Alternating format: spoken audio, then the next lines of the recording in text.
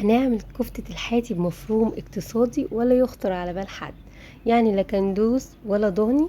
وهنعمل احلى كفتة ريحة وطعم، وهتتبهري بالنتيجة تحفة.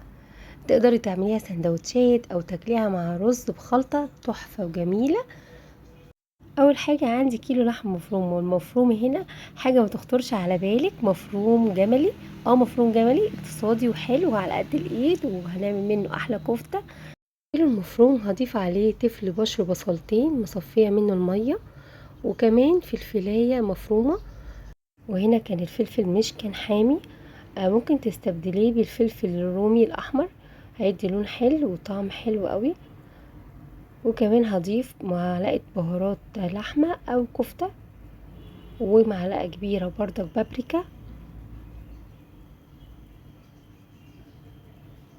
وهضيف الفلفل الأسمر والملح، وهضيف مكون هيخلي لك الكفتة طرية وجوسي وحلوة، معلقتين زبادي حلو قوي هيخلوها كفتة طرية، ما تنشفش منك في الفرن وتحفة.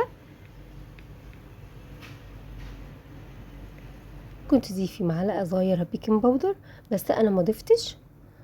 وهمسك بقى اللحمة المفرومة مع المكونات دي، هدخلهم في بعض بحيث كل المكونات معايا تتداخل في اللحمة وتختفي تماما كأني بعجن عجينة. نقلب كل المكونات كويس.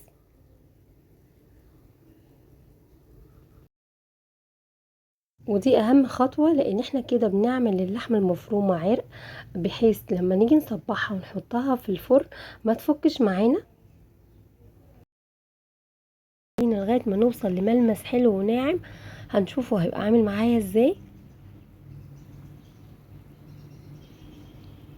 توصل معانا للدرجة دي. اختفى معايا البصل، التوابل مفيش حاجة بقت ظاهرة، الملمس بتاعها بقى ناعم. في الحالة دي انا هغطيها بكيس تلاجة، وهدخلها التلاجة نص ساعة تشمع بس، وبعد كده نصبحها. هنجيب السائل بقى اللي نصقع بيه، اللي هي مية البصل اللي صفيناها في الاول من بشر البصل اللي حطيناه في الكفتة. احط عليه معلقتين زيت للتلميع ومعلقة صلصة، واقلبهم مع بعض. وهي دي الخلطة اللي احنا هنصبع بيها وهندهن بيها الكفتة عشان تدينا لون حلو.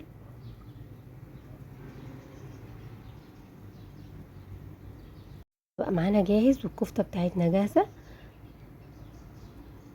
هنبدأ نصبع بقى بخلة شيش طاووق او عندك سيخ، صبع بأي حاجة فيهم. اجيب صينية او صاجة اللي انت هتدخليها الفرن، حط بس معلقة زيت، هي كده كده اللحمة هتجيب دهون، بس انا بحب اعمل الخطوة دي. وببل ايدي بالسائل، وهاخد حتة كفتة واصبع. تصبعي الكفتة على خلة الشيش، او لو سيخ زي اللي انا بعمل بيه ده بشتغل بيه. وانتي بتخرجي الكفتة تحاولي تخرجيها وهي مفرودة، ما تكتميهاش وتخرجيها مكلكعة. خرجيها صباع الكفتة يكون مفرود معاكي، وتسلتيه بالراحة. دي اهم حاجة عشان ما يبقاش مكتوم معاكي. هشكل انا الصاج ده قدامكم، وبعد كده هندخلهم الفرن وهنشوف هنعمل ايه. شكل الكفتة معانا تحفة متماسكة، ما فكتش معايا. صبع بالشكل ده وانا بخرجها من السيخ، اسلتها بالراحة وبتكون مفروضة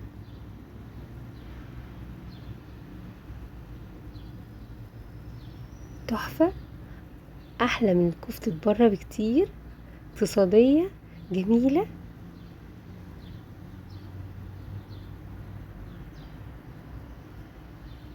لكن بعد ما تصبعيها وتخلصي الخطوة دي، تحطيها في اطباق فل وتشيليها في الفريزر وتطلعيها وقت الاستخدام، هتوفر عليكي كتير. وهنا الكفتة بتاعتنا من غير بصمات، من غير دقيق، من غير بيكنج باودر، ومن غير اي حاجة، يعني مش هتفك منك ولا هتحل. لحمة مفروم صافي واقتصادي، والطعم والنتيجة تحفة.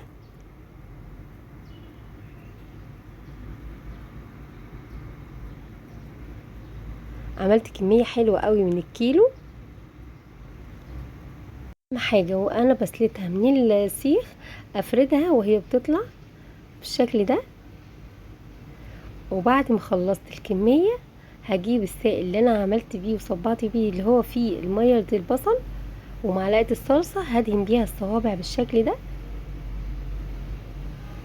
كل الكمية اللي معايا. بدخل الصواني بتاعت الكفتة على اعلى درجة حرارة في الفرن ويكون مسخناه، واحطها في الارضية، ولما تستوي بسخنلها فحماية معلقة زيت، وشمولي احلى كفتة واطعم كفتة. قدموها بقى مع سلطة طحينة او سلطة خضراء تحفة. مفروم اقتصادي ما تكلفناش حاجة. عملنا منه كفتة حياتي جميلة جدا، جربوها هتدمنوها. يا رب الوصفة تكون عجبتكم. كل سنة وانتم طيبين، صحة وهنا على قلوبكم.